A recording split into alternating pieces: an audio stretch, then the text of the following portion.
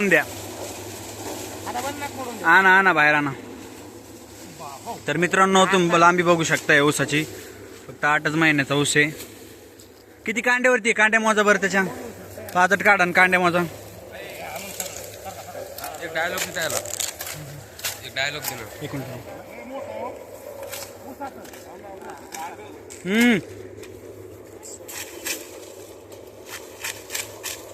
लहान लहान लेकरं पाहतात.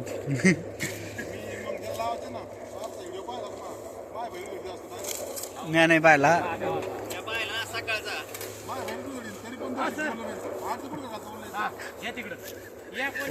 तसं नका करू. तर हे बघा एवढा मोठा ऊस आहे फक्त 11 महिन्याचा. तुम्ही आता एकदा कांड्या मोजून दाखवायचं किती कांड्यावरती येतं.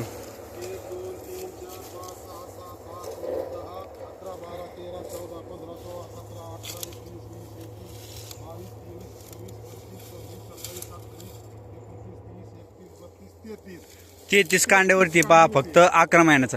तर तुम्हाला याची जी साईज वाटते ऊसाची ते सगळ्या ऊसाच्या सेम आहे साईज तिथपर्यंत. आणि जो पण रानामध्ये ऊस दिसतो प्रत्येक ऊसाची अशी साईज आहे. आणि वजन कसं वाटलं तुम्हाला याचं? एकदम भारी. तर याच्यावर काय म्हणजे काय म्हणावं असं वाटतं तुम्हाला? आता आपल्याला शेतकऱ्याला प्रश्न विचारायला लागेल. ज्यांचा ऊस आहे आपण त्यांच्या शेतामध्ये आणलंय त्यांना विचारू आपण काय नेमकं तुम्ही याला काय वापरलं, कोणतं खत वापरलं, काय वापरलं ते विचारलं आपण. आमचे मित्र परमेश्वर वाघुंडे यांना विचारू तुम्ही याला काय वापरलं नेमकं. इतका लंबा ऊस आणि एवढ्या जाडीमध्ये झाला तर याला विशेष असं काही वापरलेलं नाही. आपण फक्त इंडिया ॲग्रोचे जे सेंद्रिय खतं आहेत आपल्याकडे मायक्रोन्यूटन ते आपण वापरलेले. याला 2 डोस दिलेले आहेत फक्त, जास्तीचे काही दिलेलं नाही. एक लागणीला दिलाय आणि नंतर जूनमध्ये एक दिलेला आहे. म्हणजे 11व्या महिन्यात एक आणि लागण त्याच्यानंतर एक दिला. आणि सर्वसाधारणपणे आपण NPK वगैरे असं थोडंफार नॉर्मलमध्ये दिले. म्हणजे एकरी याचा खर्च जास्तीत जास्त 14,000 रुपये.